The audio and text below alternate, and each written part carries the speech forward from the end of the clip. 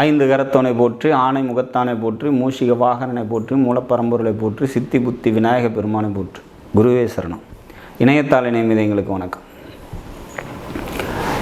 புதன் அப்படிங்கிற விஷ்ணு கிரகம்னு சொல்லக்கூடிய புதன் காலபுருஷ தத்துவத்துக்கு 3-6க்குரிய கிரகம், புத்தியை குறிக்கக்கூடிய கிரகம், நரம்பு மண்டலத்தை குறிக்கக்கூடிய கிரகம், ஸ்கின் டோன் குறிக்கக்கூடிய ஒரு கிரகம், இளமையை குறிக்கக்கூடிய, நண்பனை குறிக்கக்கூடிய, தாய்மாமனை குறிக்கக்கூடிய புதன். இந்த புதன் வக்ர கிரகங்களோடு சேர்ந்தால் என்ன ஆகும் அப்படிங்கிறது தான் இந்த பதிவில் பார்க்க போகிறோம். புதன் கூட ஏதோ ஒரு வக்ர கிரகம், சூரியன் சந்திரன் மட்டும் வக்ரகதி கிடையாது. மற்ற கிரகங்களுக்கு வந்து பார்த்திங்கனாக்கா வக்ரம், ராகு கேதுக்கள் எப்போவுமே வக்ரத்தில் இருக்கும். மற்ற கிரகங்கள் சூரியனோட நிலைப்பாட்டை பொறுத்து வக்ரம் அப்படின்னு வரும். அப்படி வக்ரமாகி ஒரு கிரகம் புதனோட சேர்ந்தால் அந்த சார்ட்டில் அதை எப்படி பிரதிபலிக்கும், அதை வச்சு நம்ம என்னென்னலாம் அந்த சார்ட்டை வச்சு நம்ம சொல்லலாம், வரக்கூடிய கிளைண்ட்டுக்கு சொல்லலாம், இல்லை இதை பார்க்குறவங்க அதெல்லாம் எப்படி நம்ம புரிஞ்சிக்கலாம் அப்படிங்கிறதுக்கு தான் இந்த பதிவு. புதன் கூட ஒரு வக்ர கிரகம் சேருது அப்படின்னா அந்த புதன் வந்து அந்த லக்னத்துக்கு என்ன ஆதிபத்தியம் பெற்று வராரோ அந்த ஆதிபத்திய உறவுக்கு திருமண வாழ்க்கை நல்லா இல்லை. First point.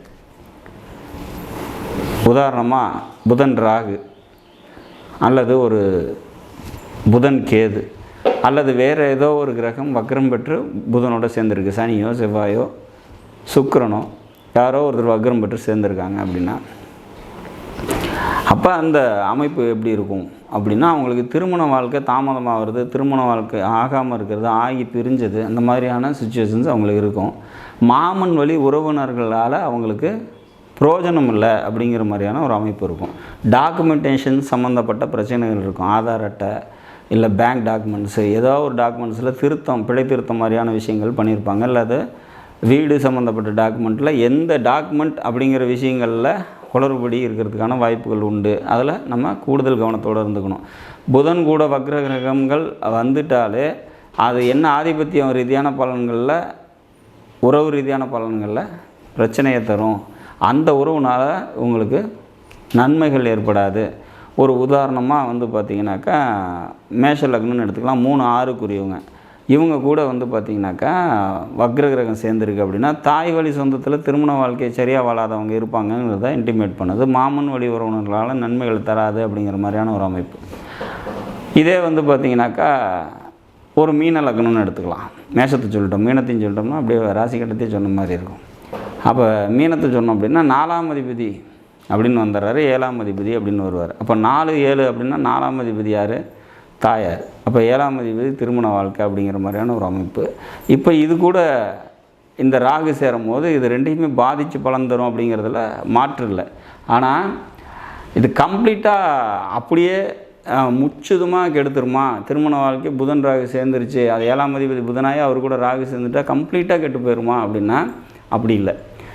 அந்த புதனுக்கு திரிகோணாதிபதி, இந்த லக்னத்துக்கு மீன லக்னத்துக்கு சொல்கிறோம் இல்லையா, அப்போ மீன லக்னத்துக்கு திரிகோணாதிபதின்னு சொல்லக்கூடிய குரு தொடர்போ இல்லை வந்து சந்திரன் தொடர்போ இல்லது செவ்வாய் தொடர்போ இருக்குது அப்படின்னாக்கா இந்த பாதிப்பு குறையும் அப்படிங்கிறத புரிஞ்சுக்கணும். ஒரு விதியை மட்டும் சொல்கிறோம் அப்படின்னா அதுக்கு நிறைய விதி விலக்குகள் அந்த சார்ட்டில் இருக்கும்.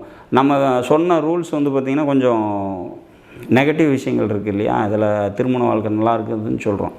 அப்படிங்கும்போது அதை பார்த்து நம்ம பயந்துக்கு தேவையில்லை. ஏன்னா லக்ன பாவாதிபதியாக இப்போ சில பேருக்கு புதன் வந்துடுவாங்க. கன்னி லக்னம், மிதுன லக்னம்னு வந்துட்டால் அப்போ அப்படி இல்லை வக்ர கிரகங்கள் போய் புதனோட சேரும்போது அப்போ ஜாதகருக்கே திருமண வாழ்க்கை நல்லா இருக்காதோ அப்படிங்கிற பயம்லாம் ஏற்படும்.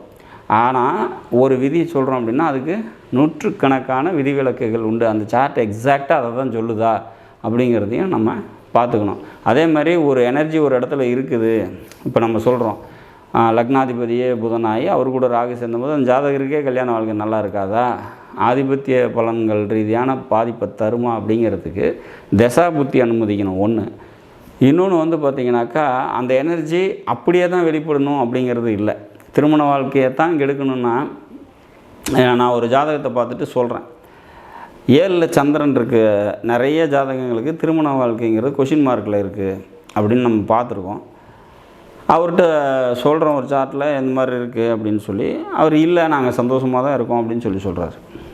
எனக்கு வந்து அப்போ நம்ம இத்தனை வரை பார்த்ததெல்லாம் என்னாச்சுன்ற மாதிரி ஒரு கேள்விக்குறியாகி போச்சு. அப்போ நம்ம கேட்டதுக்கு அவர் சரி சொல்லுங்கள் உங்களோட திருமண வாழ்க்கையை பற்றி அப்படின்னு கேட்டபோது, திருமணம் ஆகி 14 வருஷம் ஆகுது, நான் வெளிநாடு போய் 13 வருஷம் ஆகுது, நானும் என் ஒய்ஃபும் வந்து பார்த்திங்கனாக்கா ரொம்ப ஒற்றுமையாக இருக்கோம், வருஷத்துக்கு ஒரு வாட்டி தான் இங்கே வந்துட்டு போவோம் அப்படின்னு சொன்னார்.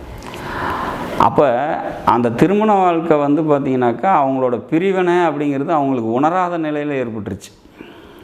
மனக்கசப்பு வந்து சண்டை போட்டு பிரியல, ஆனால் வேலைக்காக பிரிஞ்சிருக்காங்க ஒருத்தருக்கு ஒருத்தர். அப்படிங்கிறதுனால அந்த 7ல் நின்ற சந்திரன் பெரிய பாதிப்பு தரல. இதே அவருக்கு வேலை உள்ளூர்லேயே இருந்து டெய்லி காலையில் 9 to 6 வேலைக்கு போயிட்டு வீட்டுக்கு வர மாதிரி இருந்தாக்கா அப்போ அந்த சந்திரன் இன்னும் வலுவாக ஏற்படுத்தி மனக்கசப்புனால பிரிவினை உண்டு பண்ணியிருக்கும். அப்போ இந்த வேலைங்கிறது உள்ளே வந்துட்டதுனால அப்போ அவங்களுக்கு அந்த பிரிவினைங்கிறது டிஃபால்ட்டாக அமைஞ்சிட்டதுனால அது பெருசாக தெரியல. ஸோ அப்போ ஒரு பாதிப்பு ஒரு சார்ட்டில் இருக்குது அப்படின்னா அது எப்படி வெளியே வருது அப்படிங்கிறத நம்ம மற்ற பாவங்களை வச்சு தான் பார்த்து தெரிஞ்சுக்கணும். ஸோ அதனால் ஒரு ட்ராபேக் நம்ம சொல்கிறோம், ஒரு நெகட்டிவ் சொல்கிறோம் அப்படிங்கிறதுனால எல்லோரும் பயந்துக்கணும், தன்னோட சார்ட்டை வச்சு பயந்துக்கணுங்கிறது கிடையாது. அப்படிங்கிறதும் ஜோதிடம் வந்து யாரையும் பயம்படுத்துறதுக்காக ஜோதிடம் கிடையாது. ஒருத்தருக்கு வந்து கடினமான சூழ்நிலை இருக்குது அப்படின்னா அது இவ்வளோ நாள் தான் இருக்குது, இவ்வளோ நாளுக்கு அப்புறம் அது மாறிடும் அப்படிங்கிறத தெரிஞ்சுக்கிறதுக்காகவும் வாழ்க்கையில் நம்ம எதெல்லாம் செய்யக்கூடாது எதெல்லாம் செய்யணும் அப்படிங்கிறது தெரிஞ்சுக்கிறது. இப்போ ஒரு புதன் ராகு காம்பினேஷன் இருக்குது அப்படின்னா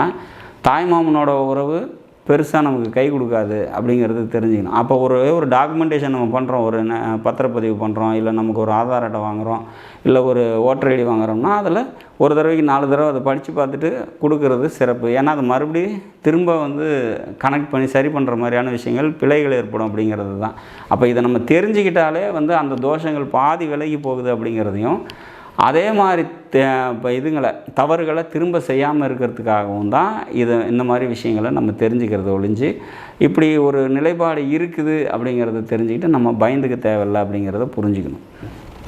சரி, அப்போ புதன் வக்ர கிரகங்களோடு சேரும்போது வந்து பார்த்திங்கனாக்கா அந்த ஆதிபத்திய ரீதியான திருமண உறவு பாதிக்கப்படுது. ஒரு பாயிண்ட்டு டாக்குமெண்டேஷன் சம்மந்தப்பட்ட பிரச்சனைகள் ஏற்படுது அப்படிங்கிறது ஒரு பாயிண்ட்டு. இது எல்லாருக்கும் பொருந்தும் அப்படிங்கிறது. இதில் வக்ர கிரகங்கள் புதனோடு சேர்ந்து எந்த பாதிப்பும் தராத நிலை ஏற்படுமா அப்படின்னா பாடும்.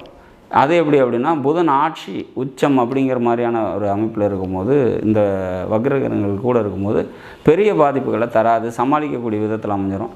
அல்லது புதனே வக்ரமாக இருந்துச்சு அப்படின்னா வக்ரம் பெற்ற புதனோட இன்னொரு வக்ர கிரகங்கள் சேர்ந்து இருக்கும்போது அதுவுமே அந்த பெரிய பாதிப்புகளை ஏற்படுத்தாது அப்படிங்கிறத புரிஞ்சுக்கலாம். ஒரு சில சின்ன சின்ன கசப்புகள் இருக்கும், பட் பெரிய பாதிப்புகள் இருக்காது அப்படிங்கிறது தெரிஞ்சுக்கணும். வக்ர கிரகங்கள் வந்து சூரியனோட ஈர்ப்பு விசையிலேருந்து விலக்கி நகர்ந்து இருக்கக்கூடிய கிரகங்கள், அதோட சுய இயல்பில் இயங்கக்கூடிய கிரகங்கள்னு புரிஞ்சுக்கணும்.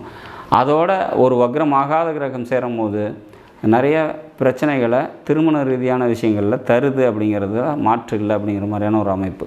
புதன் கூட ராகு கேது மற்ற எந்த சனி செவ்வாய் சுக்கிரன் யார் வக்ரம் பெற்று சேர்ந்திருந்தாலும் அந்த புதனுக்கான காரக உறவான தாய்மாமனுக்கு திருமண வாழ்க்கை நல்லா இல்லை அப்படிங்கிற மாதிரியான ஒரு அமைப்பு கண்டிப்பாக ஏற்படும்.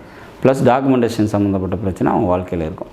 இது ரெண்டையுமே வந்து நம்ம சரி பண்ணிக்கிறது சிறப்பு தரும் அப்படிங்கிறது தான் இந்த பதிவு. நாடும் நாட்டு மக்களும் நலமுடன் வாழ நவகிரகங்களை வேண்டி அமைகிறேன். நன்றி, வணக்கம்.